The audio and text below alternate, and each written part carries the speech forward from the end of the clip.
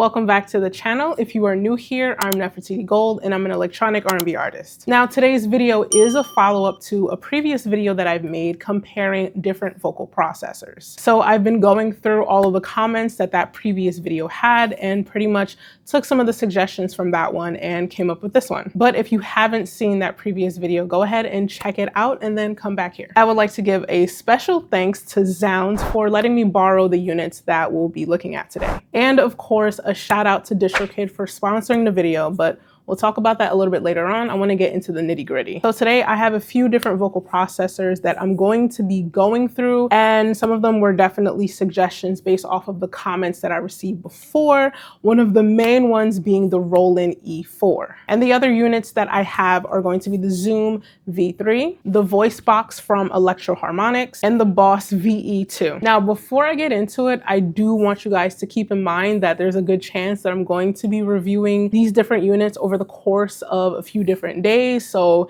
if you see some outfit changes, a couple different look changes, that's going to be the reason why. But the first one that we're going to look at is absolutely the Roland E4. The packaging for the Roland E4 is pretty straightforward. There's not a lot happening in the box. Obviously, it does include its manuals and the unit itself. It does come with a charging cable that I didn't show here. And as you can see, this unit is pretty slim and extremely portable.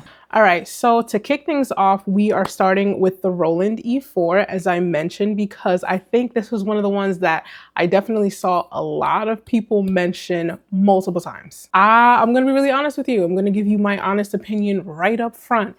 And I do want you guys to take this with a grain of salt. You might need to take it with 2 grains of salt. When the Roland E4 first originally came out, and just judging based off of the videos at the time, I kind of figured that I wouldn't like it. And so therefore I was never interested in it. And now that I've had some time to kind of sit with it and kind of mess around with it, I feel like I can confidently say that I definitely don't like it. And I promise you, I'm going to tell you why I don't like it. I do not believe in conforming my music to make the gear work. Like, the gear has to be complementary to my music, my vision, the way that I want to work. So that is the perspective in which I'm going into all of these reviews. My goal is to find a vocal processor that works well with how I perform, with how I make music. I don't want a piece of gear to make it more difficult to put out music. I need it to complement what I'm doing. And to kind of elaborate just slightly further, in an ideal world, I would want something that I can feel confident bringing with me onto a stage and doing a live performance with, and knowing that is going to behave in a certain way every single time without me, kind of having a heart attack. And I'll be really honest with you, after giving this some time, I don't feel like this would be something that I personally would ever bring onto a stage with me. Now, of course, if you're kind of an artist that's a little bit more experimental, you don't necessarily have any specific way about doing things, maybe this can be complimentary for you. I just know that for me, she's staying home.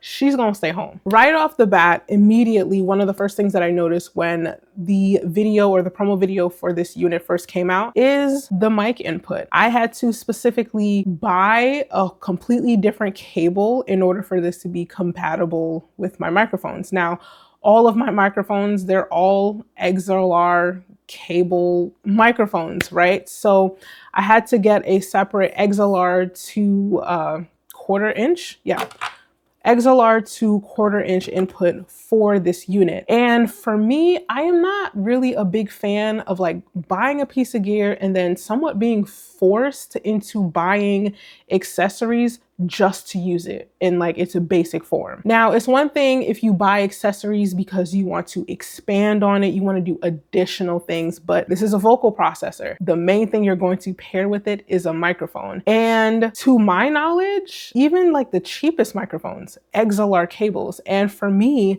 I've been doing music for a while, so I have nothing but XLR cables. But with this unit, I have to buy like an adapter. Now, of course, with my handy dandy Roland VT4 VE-4, it is a XLR combo input. So I can use XLR, but I mean, if I wanted to, I guess I can now use this cable now that it's in the collection. But again, I wasn't really a fan of like having to buy a cable to use it in its basic form. Now, while we're on the topic of inputs, everything else is also just like these tiny itty bitty inputs. You have all of these 1/8 inch inputs here up front, and then you have 2 more on the back here for MIDI in and out. If I'm honest, I don't really care for it. I don't have a bunch of 1/8 inch cables. So again, for me, it just feels like I'm constantly in a place where I have to buy some type of accessory to make it work. Now, of course, for the headphones, that's not too bad. My only complaint is that there is only one output. This one output here is that's it. Whereas for some pieces of gear, you might have one that's an output for like speakers or something like that, and then another separate output that would just be just for your headphones. In this case, it's only one. Even to make this video, I have to do like some type of workaround where this cable is actually attached to my Zoom recorder that is off camera. And then from the Zoom recorder, then I attach my headphones so that when I do get to messing around with this, I can actually hear it. Another thing that I'm not the biggest fan of in comparison to my trustworthy VT4 is the fact that there's a screen. There's a tiny little screen. It's a small screen. Every piece of information that you need to know about what's going on, like what you're working on, what you're doing, what parameters you're changing, is going to be communicated on this little screen. And the reason why I love the VT4 is that there is no screen, which means that to a certain extent, when I'm on stage, I can actually change settings because of like physical muscle memory. Like it's tactile. I can feel it. I know this knob is all the way to the left. I know this one is all the way to the right. So I appreciate that there is no screen. I can definitely see this being something that if you're in your studio, you're in your room, you're chillaxing, you just want to mess around, find something that gives you like inspiration, you just want to have fun. Yes, I think this works perfectly fine for that. I personally would not be using it even in my own studio setting because I went through a phase of buying a lot of plugins and I'm gonna use them. Now, I feel like I definitely rambled a lot and I would like to actually do something for you guys. Let's see if I can get it to 0. See, I have to really look at the screen. Let's bring the reverb down. There is no hard stop at 0 when it comes to the pitch and the format. Like you can really just fall everywhere on this parameter. There is no hard stop. I have to really focus on this screen to know for a fact that I have hit 0 and then I'm regular. For me, that would never work in a stage environment because when you're performing, there's a lot of adrenaline. It's very easy to mess up when you are on stage and you just need things to perform a certain way. If I'm doing something and I'm, my favorite effect is that deep vocal effect, which honestly I gotta put down the format in order for it to sound good. When I'm coming back out of that negative 12 semitones, I can't just flick it up and know that I'm going to hit 0. Even now, for this video, I have to really focus. Okay, here we go. My favorite effect is that deep vocal, and I like to be able to just smack it down, get it there, smack it back up, and know that I'm gonna be at 0 for when I wanna come out of that effect in a live setting. And with that said, let's just let's like have some fun, I guess. The scatter The scatter is different. That's what I was trying to say, but the scatter, I can't figure out the timing. I don't know when it's going to like kick in. I can't really estimate like when I should say what I want to say and know that it's going to come in 2 seconds from now, 5 seconds from now. There's 3 settings of the scatter. Like you can kind of see it with like these waveforms for each one. So there's one. Oops. See how easy that was to move? So there's 1, 2, and 3. I've discovered that the third one is kind of my favorite. I think it might sound good if it's like a sustained note. So let's see. Ooh.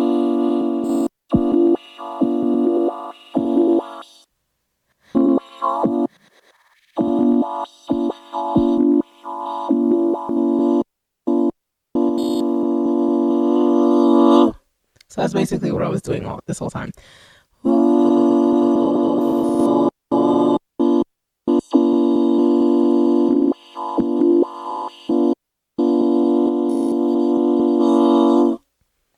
Put some reverb.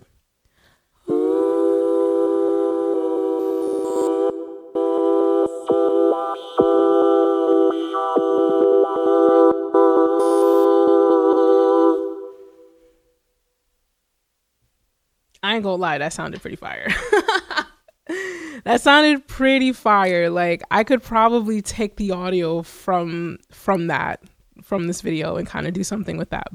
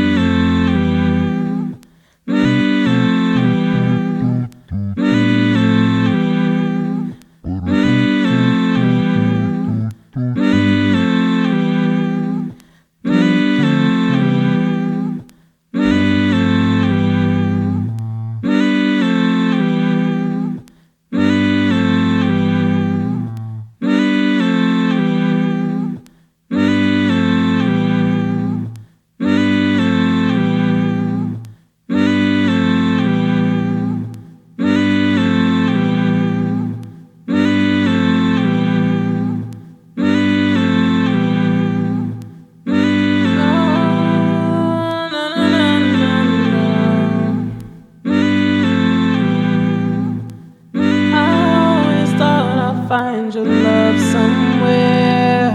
I never thought that you would not be there. I'd always thought I'd find your love somewhere. I never thought that you would never be there.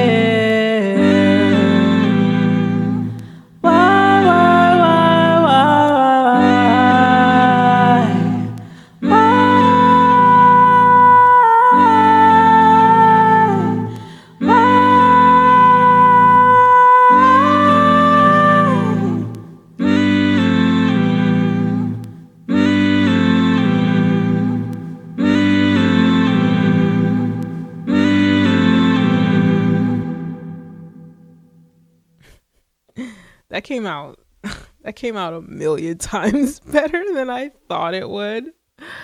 Oh my gosh, sometimes I underestimate like my musicality for sure. So the next vocal processor that we're going to take a look at is the Zoom V3. Now the packaging for this one is also pretty straightforward. Of course, it comes with the manual and the unit itself. I like that there's a good bit of weight to this, and it takes batteries, which might just have to be the way for this video because as you can see, there's nothing else in this box. Now, I'm personally kind of looking forward to this one because like I mentioned, I kind of prefer something that doesn't have a screen. And as you can see, this one definitely doesn't. You basically have all of your functions right in front of you. If you're in the middle of doing a performance, you can kind of memorize and feel around for when you need to hit which button. And then there's a dedicated effect off button if you have something that you're going to toggle back and forth between. So let's get into this one. Now, right off the bat, compared to the E4, this one actually does have separate outputs for my headphones. And then I have these outputs here that are going into my recorder, which is the audio that you're going to be hearing. Let us get the mic situated. So just taking this out of the box, because of the layout, because everything is labeled right in front of you, it's almost plug and play. You can just start immediately. And don't get me wrong, you can start immediately when it comes to the E4 by Roland, but this is just kind of like ideal, at least for me. Every function that you would need just has like a dedicated button. There isn't extra sub menus to go to for certain effects. However, I wouldn't be surprised if there are additional settings that you can access by probably holding down one button and then turning a knob, but I didn't really look through the manual to see what additional things there might be hidden underneath. I really just want to take a look at this as a vocal processor, and the fact that everything is so blatantly labeled in your face, you really can just start right away. Immediately, I love the fact that if you want to change the key of wherever you're singing, it's right here, dedicated knob, and it even has the relative minors kind of like etched in. So under C is really, really small. It'll say A minor, but you have the relative minors kind of like right there for you. So that's fantastic. Now, of course, the Roland VT4 does have a dedicated knob for the key. However, it doesn't list the relative minors. In that particular instant, you would just really have to like be up on your basic music theory for when you're in the middle of a performance. Now, I will say that the pitch correction is pretty top notch, right? So anything that's selected, you kind of use this knob here to adjust the level. And what I love about that is like, if I'm on this one setting and I adjust it to a very specific spot, if I change settings, right, you see how it changed. And if I come back, it's right where I left it off at. So you could essentially have your effects ready to go at the exact level that you need. And you're just basically just picking whatever you need throughout your song. You're not messing around with the strength of it. Another thing that is an honorable mention is that this takes a regular XLR cable. Now, it's not a combo input, but again, I have a bunch of XLR cables. It works for me. Now, I will say that I kind of like the default reverb on this one just a little bit better. It's still a little basic, but I do like that it has more of a longer tail compared to the E4 and compared to the VT4 by Roland. One thing to really make note of with this unit is you cannot have two effects on at the same time, which is kind of a bummer. And the reason why is because I would prefer that this pitch correction key is just on like all the time, no matter what other effect that I'm on. It's either going to be pitch correction or pitch correct chromatic. I found that while it sounds good in pitch correct, some of the harmonies can sound really weird if you drift out of key ever so slightly. Now, as far as like when it comes to like how I perform, the effects that I like to use, I feel like all the main ones are pretty much there. So I'm going to take effect off. You'll probably hear a little bit of a difference. Difference. The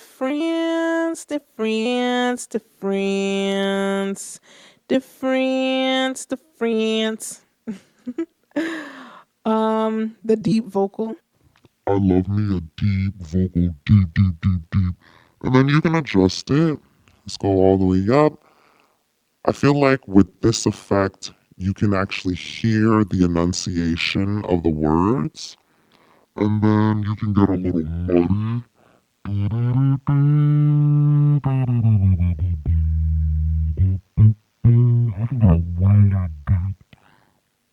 You can get really deep with that. I kind of like that. Here's something that I didn't mention. You can either plug this in or you can put batteries in. Now, this doesn't actually come with an outlet, and I don't want to take the risk in plugging in the wrong voltage into this unit. So I decided to use batteries, and I personally hate using batteries for anything, quite frankly, because I feel like batteries can die on you at any moment. And the batteries did just die on me just right now, which is fantastic. It died on me again, and I don't have any more batteries. I have to get batteries. This is so frustrating. And now back to your regularly scheduled program. It's been a couple days. I definitely went and got some batteries, and then life was happening, and it took me a little time to get back to the desk to finish out this review. Please forgive me if I end up repeating anything that I already said and I just edited it all together. I'm just trying to get my bearings with me right now. I'm probably going to reiterate some things yet again, but it's kind of to really just help me, refresh my own memory from when I last sat down here. So, biggest con so far, batteries. Not a fan of batteries. The main reason I'm just not a fan of like battery powered anything is, quite frankly, the ultimate goal for me is to take this unit and actually go on a stage and perform. And if anything, the vocal processor more than likely is going to be like the workhorse of the entire setup, right? Especially if you are going to be singing, you're going to be using vocals. Again, that's the lens that I'm looking at it from. And I can't have this dying on me in the middle of a set. So for me, it has to have constant power supply. Like that is a non-negotiable for me when it comes to like vocal processors, because I plan to use them in a performance setting. And quite frankly, even if you're going to be using this at home in a studio, sometimes the hardest thing to do is to sit down and actually just start.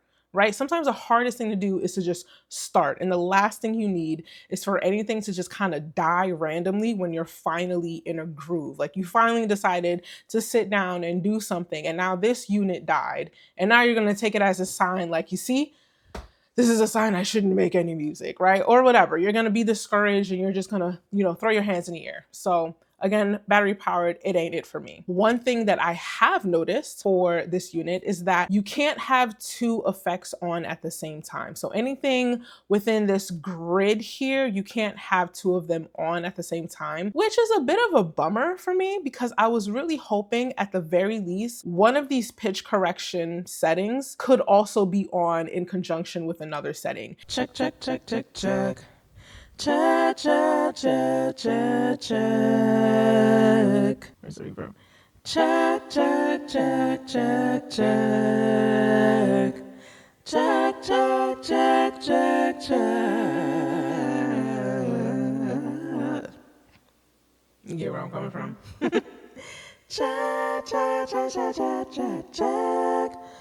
Check, check, check, check, check, check, check, check. It does this thing where only the top two can be turned on. So I think this will move to here. Okay, so it's just kind of weird deciding like how it decides which ones to turn off. Check, check, check, check, check, check, check, check. And then trying to find the right ones that you like. Check, check, check, check, check, check. Check, check, check. Check, check, check, check, check, check, check. I think I like that. I think these two sound good together. However, it can only sound good if you're actually singing in key and you can hear yourself singing in key. Again, that pitch correction paired with this harmony, I think could really be like a powerhouse. Either one of these pitch corrections, or especially the one that's tied to the pitch, if you can have this pitch correction on along with any of the other settings, this would be money. I would be tempted, very much tempted, to switch this out for my VC4 simply because I can jump between effects so easily and so quickly without having to worry about faders.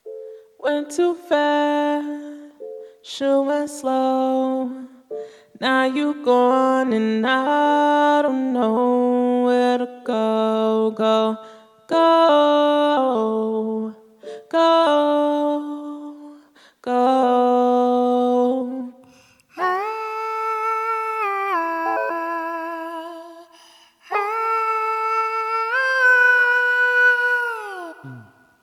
Went too fast, show us slow, yeah.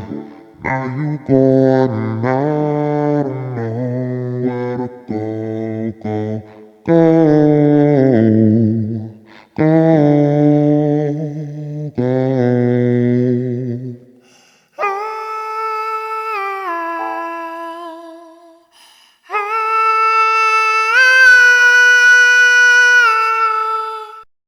So my final conclusion, I'll fuck with it. I fuck with it. I'm not mad at it. Battery powered, not a fan of it. I don't really like anything battery powered. 0 out of 10, do not recommend. I love that there's a dedicated knob here for getting everything in key. Unlike the E4 where you have to constantly look down at the screen, honestly, I can just look down, boom, boom, boom. I can feel how many clicks to the left or to the right. I can build muscle memory in that way. I know for a fact it's on a certain key. I don't have to guess, it's not gonna move. I'm not really holding down one button, turning down this, or, you know, there's not like 10,000 hidden functions. It's like straight to the point. I can take this out the box and I can use it. So before we move on to the next unit, I do want to shout out today's sponsor, DistroKid. DistroKid is one of the world's leading distributors, distributing 1/3 of the world's music to all streaming platforms. As an independent artist, I find DistroKid to be one of the more valuable resources that I have access to. They offer an array of free tools for me to use to promote my music, such as hyperfollow and promo cards. And DistroKid even offers a mobile app, which will allow you to upload your new releases from your phone, view and share those hyperfollow links, and you can even add and edit lyrics right on the app. And the best part, it is available on both iOS and Android. Oh my God! Wow! These tools are free to use if you are a DistroKid member. And if you are not a DistroKid member yet, definitely check the link in the description below and get 7% off your first year. And now back to your regularly scheduled program. And we're back at it again. Now we have the Boss VE-2 Vocal Harmonist. And now we have the Boss VE-2, of course. We have manuals, obviously. And at this point in the video, I'm not a fan that came with batteries. Ugh. I do like this unit. I feel like it was packaged well. It does have a nice bit of weight to it. And upon further inspection, I feel like it's really sturdy, has a good amount of weight, big girl inputs, and we're gonna get into it. Now, normally what I like to do at the very least is just kind of press buttons, turn knobs before I turn on the camera. However, this came with batteries and I don't want to drain the battery before having a chance to record. That already happened with me earlier in this video. I don't want to happen again. As I was inspecting this earlier, you do have the option to turn on phantom power right here for the mic input. And I just don't feel like batteries and phantom power even go together. Like it would drain so much. It would drain the battery so quickly and so much. Even when I was reviewing the earlier unit, the V3, I wasn't even using phantom power and it still died on me, even though it was a brand new set of batteries. Now, what I will say is that I appreciate the big girl inputs. I appreciate the XLR inputs and outputs. I appreciate the 1/4 inch input for the guitar and a pass-through for the guitar as well. It does have the ability to be connected to a power adapter, but it doesn't come with one. So y'all be killing me with this. And it does have an input to plug in some headphones and a line out, but it's an 1/8 inch input. Let's see, we have USB input, of course. So I'm assuming USB input, I guess you can connect it to your dog, get the effects directly in there. Or maybe there's like even more controls that you might have that you can access on the computer. Again, I'm not gonna be looking at it from that perspective or from that lens. This is mainly for live performances, something to do in like real life. So I'm just gonna be looking at it from the perspective of using it as hardware. Now, with that said, let me just actually like turn things on. Now, I do want to remind you guys that I am borrowing all of these units from Zounds. So for this particular unit, I did put in a fresh set of batteries, but it's not the batteries that came in the box. Let's get this centered. These cables are not aesthetically pleasing right now at all. I do hear a little bit of reverb. Ooh, it's getting higher. How about an echo? Echo, echo, echo, echo, echo, echo, echo, delay, delay, delay, delay, delay, delay.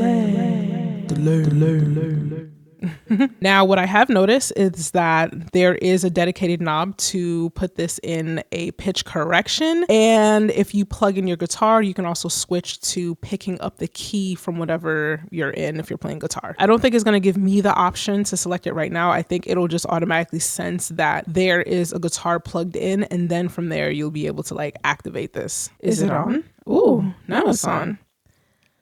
On. Ooh. That's actually kind of cool.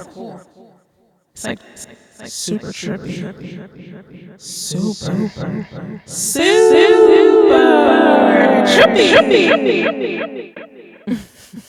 How about we change this. Ooh. Oh, so if you keep going.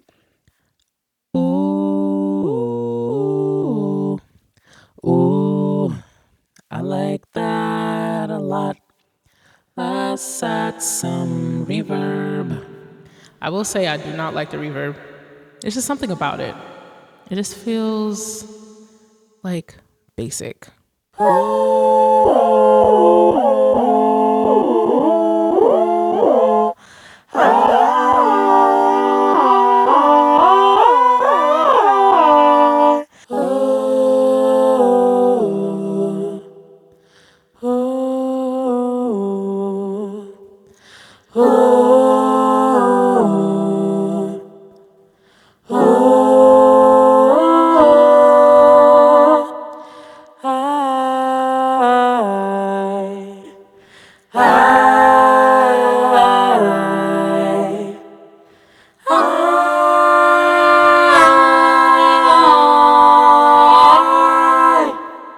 It's doing something.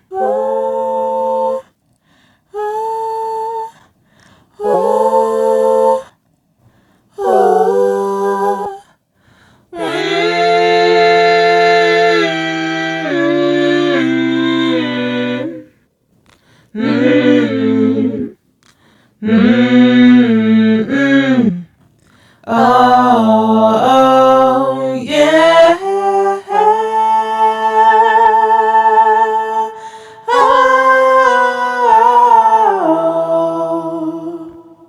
I believe in you, I believe in truth. I believe in us, I believe in trust. Can't believe that I believed in you. I believed you, I believed you.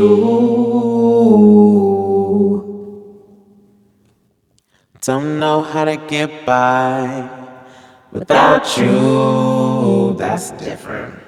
I could see this being something like a pianist slash vocalist just kind of having a portion of their performance where you're just kind of like having fun. You're just hitting buttons and seeing what happens and you're just kind of going with the flow. I can see this unit fitting into that kind of environment if you were to take it out into the real world. I could also see this being used to create some random harmonies for, you know, just recording at home or just recording in a controlled studio environment. So I can see myself using this, just not right now at this point in my musical journey. All right, so the next unit that I have in front of me is the Voice Box by Electro Harmonix. We're officially down to the last unit of the video, and this is probably the simplest package of them all. And thankfully, there's an actual outlet for this one. And of course, we have the unit, and that's all in this box. Now, I will say right off the bat, this is one of those units where you pull it out the box and I feel like it's so straightforward. Now, it might not look straightforward, but roll with me. So basically there are 9 effects that you can toggle through. You can use this preset stomp button and you can go through it. It'll just roll through it in one direction. You can also use this mode knob to cycle through it. With this one, you can go up and down, whereas using this option, You have to just basically go in order. And from reading the manual, you can save up to 9 presets in any one of these slots. And it's really simple. Once you find a sound that you really like, you found the position of the knobs that you want, and you feel like it sounds good, it's vibing, you literally, all you have to do is press and hold the mode button for 3 seconds. And then you'll see the lights flash, and that's how you know it's saved in that slot, and you can always recall it no matter what, and it'll remember the position of these 5 knobs here. Now, I will say this isn't a unit that I would personally take on stage with me, but this was definitely a lot of fun to kind of mess around with and morph and just kind of get a vibe and kind of get some inspiration.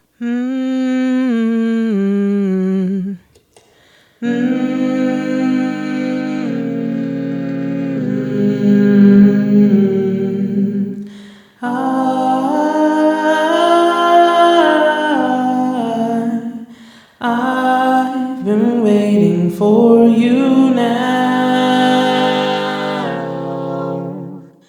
I thought you'd come back to town.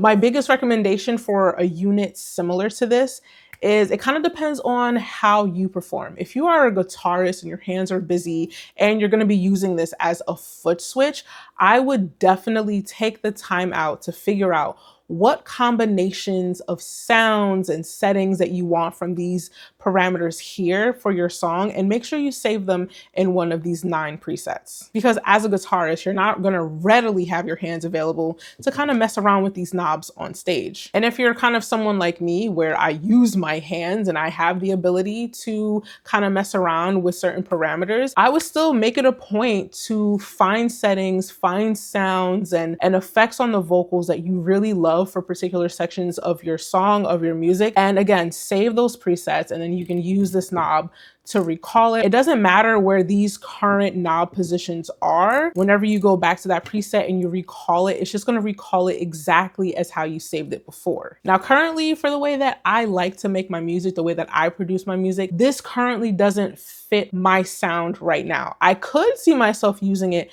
down the line if I decide to make something that I feel like I could incorporate with this, but right now it doesn't really fit with what I'm doing. And again, I want to emphasize, like, the gear, the equipment should complement your music with how you work and how you move.